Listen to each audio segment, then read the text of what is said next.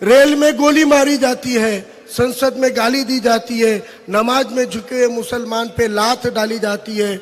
और आज इसके बावजूद इस मुल्क का मुसलमानों के सुरक्षा तहफ़्फ़ुज़ का ठेका लिया हुआ कोई भी सेक्युलर कहने वाला कोई पार्टी और कोई नेता सामने आकर खड़ा नहीं होता है, उसके पक्ष में बात नहीं करता है। मैं पूछना चाहता हूं कि आज इस महाराष्ट्र के अंदर आरक्षण को लेकर हमारा गरीब मराठा समाज अमीर मराठा के खिलाफ लड़ाई के लिए रास्ते पे उतरा हुआ है।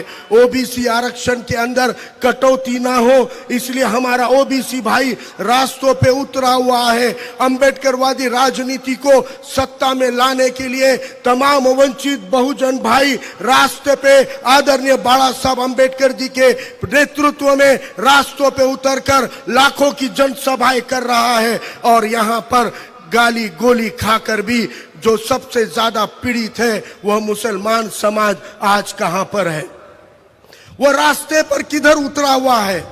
जब एक वंचित पीड़ित की लड़ाई आदरणीय बाला साहब अंबेडकर जी के नेतृत्व में लड़ी जा रही है, इस राजनीतिक परिवर्तन की सत्ता बदल की लड़ाई लड़ी जा रही है, तब महाराष्ट्र का और देश का मुसलमान कहां पर खड़ा हुआ है। यह सवाल इस मंच से मैं अपने मुस्लिम समाज से पूछना चाहता हूं कि याद करो, विश्व रत्न डॉक्टर बाबा साहब अंबेडकर ने पश्चिम महाराष्ट्र के अंदर कुछ गांव के अंदर झोपड़ियां जला दी गई थी।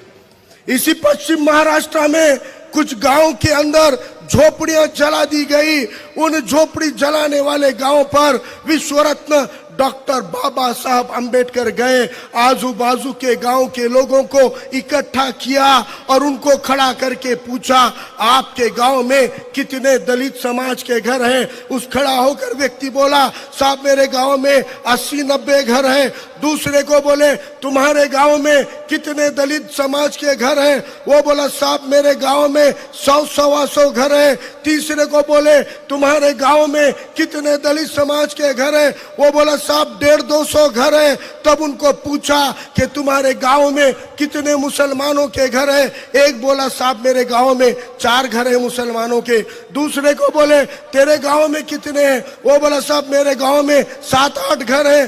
तीसरे को बोले, तेरे गांव में कितने मुस्लिम समाज रहते। वो बोला, साहब मेरे गांव में 2 ही मुस्लिम घर है।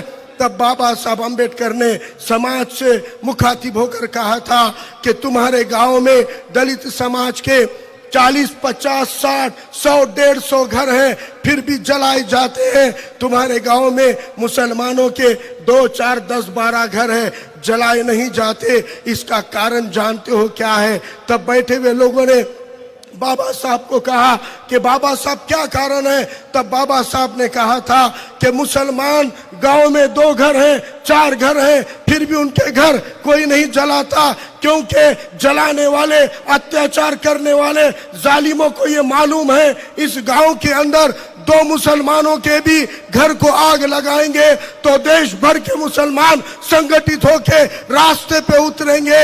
ये डर और ये इनकी एकता इनकी सुरक्षा करती है। इसलिए मुसलमानों का उदाहरण देकर एक दौर में बाबा साहब ने मुसलमानों का उदाहरण देकर बाबा साहब ने पिछड़े वंचित घटकों को संगठित होने की, संघर्ष करने की सीख दी। अफसोस की बात है मेरे मुस्लिम भाइयों, कल तुम मिसाल थे। तुम्हारी मिसाल से जो समाज संगठित और संघर्ष करने के लिए रास्तों पे उतरे, आज तुमको इनसे प्रेरणा लेनी होगी। हमारे अंबेडकरवादी भाइयों के कंधे से कंधा लगाकर आदरणीय बाला साहब अंबेडकर के नेतृत्व में आना पड़ेगा।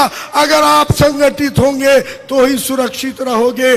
आपको आज तक जिन जिन लोगों ने सेक्युलरिज्म के नाम से कांग्रेस को वोट देने का जिम्मा दिया, आप इलेक्शन आए, कांग्रेस को वोट देकर आपने जातिवादी ताकतों से, धर्मांध ताकतों से, आरएसएस भाजपा से लड़ने का ठेका उस कांग्रेस को दिया जिस कांग्रेस के बाबा सिद्दीकी बीजेपी की बी टीम बन के बैठ गए, बीजेपी के मांडी में गए। नवाब मलिक आज बीजेपी के कक्ष में जाके बैठ गए। अशोक चौहान आज बीजेपी में जाकर वही आरएसएस के चड्डी पहनकर मांडी पर बैठ गए।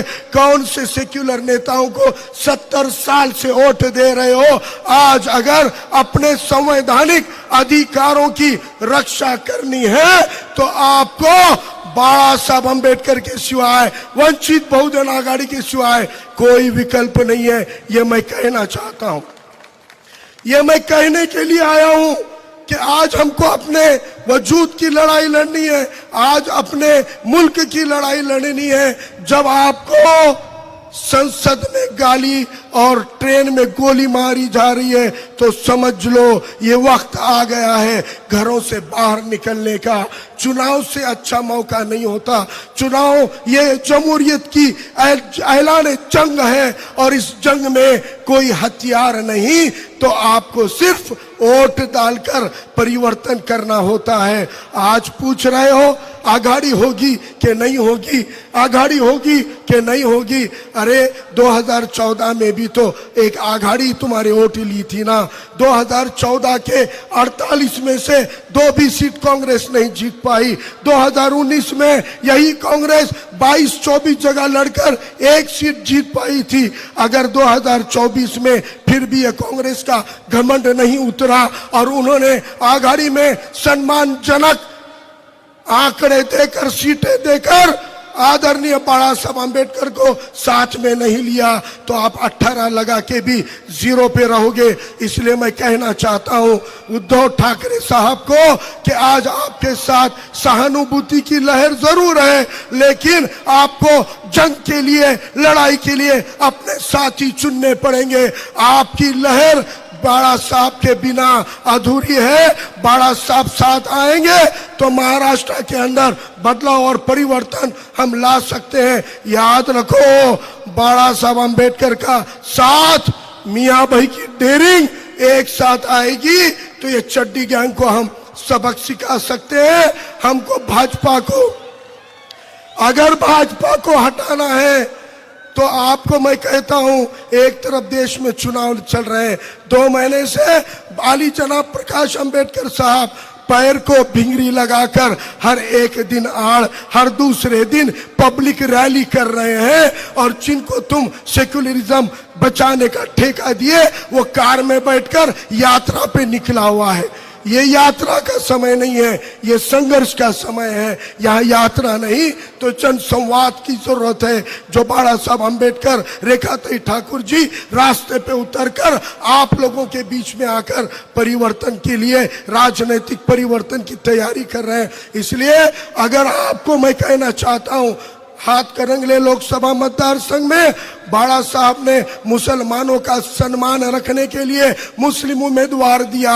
और मैं कहता हूं कि आज आघाड़ी के लिए बाबा साहब ने जो शर्तें रखी उसके अंदर उनके समाज के या वंचित समाज में शेड्यूल कास्ट की सीटों के लिए नहीं, ओबीसी के लिए मांग की कि कम से कम 15 ओबीसी को सीट दो, कम से कम गरीब मराठा को सीट दो, कम से कम 3 मुसलमानों को सीट दो। अरे तुम्हारे लिए ये लड़ाई लड़ रहे हैं, तुम्हारे हक और इंसाफ की मांग के लिए लड़ रहे हैं। अगर ये सब घटकों को इस बार 2014 की गलती मत करो, 2019 की गलती मत करो, अपने आप को किसी अंधे बनकर वोट मत डालो।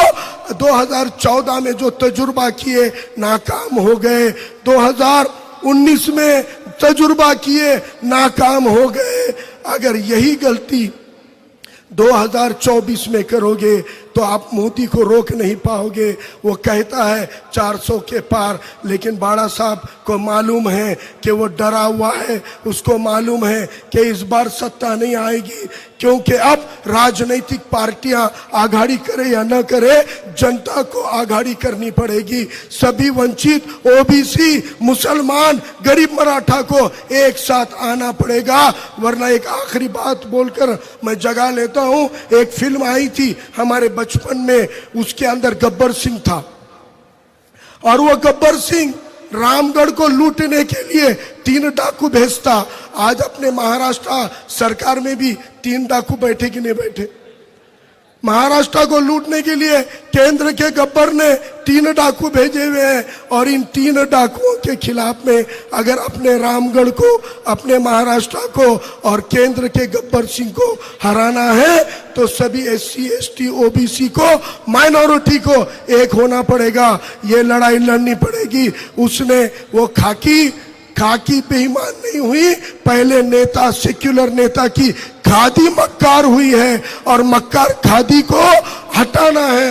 भाजपा और RSS के पिछवाड़े पर लात मारनी है तो वंचित बहुजन आघाड़ी के सिवाय कोई पर्याय नहीं है। याद रखो, आप कहते हो कर्नाटक में भाजपा को हराया, आंध्रा में, तेलंगाना में हराया, ये महाराष्ट्र है।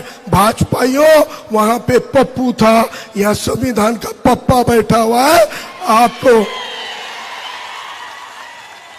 चड्डी गैंग को महाराष्ट्र से, देश से भाजपा को हटाए बिना नहीं रहेंगे। इसलिए सभी को विनती करता हूं, वंचित बहुजन आघाड़ी यही एकमेव विकल्प है। हर लोकसभा के अंदर वंचित बहुजन आघाड़ी के इतना स्ट्रांग वोट बेस किसी पार्टी का नहीं है। आप लोकसभा के मुसलमानों के वोटों को माइनस करके देखोगे तो सेक्युलर पार्टी से 2 गुना वोट वंचित बहुजन आघाड़ी को मिला है। ये 5 साल में हमारी ताकत बढ़ गई है, दुगनी हो गई है। इसलिए मैं कहता हूं, माइक्रो OBC, गरीब मराठा मुसलमान बाड़ा साहब के साथ खड़ा होगा। सिर्फ महाराष्ट्र नहीं तो इंशाल्लाह देश में परिवर्तन और बदलाव लाने का काम वंचित बहुजन आघाड़ी के माध्यम से होगा। लक्षात ठेवा, जय भीमचा नारा, बाळासाहेबांचा वारा हाच या देशाला न्याय देऊ शकतो। जय भीम, जय भीम, अल्लाह हाफिज। धन्यवाद। न्यूज देखने के लिए हमारे चैनल को लाइक और सब्सक्राइब कीजिए। हमसे संपर्क करने के लिए 9049032007 पर कॉल या व्हाट्सएप कर सकते हैं।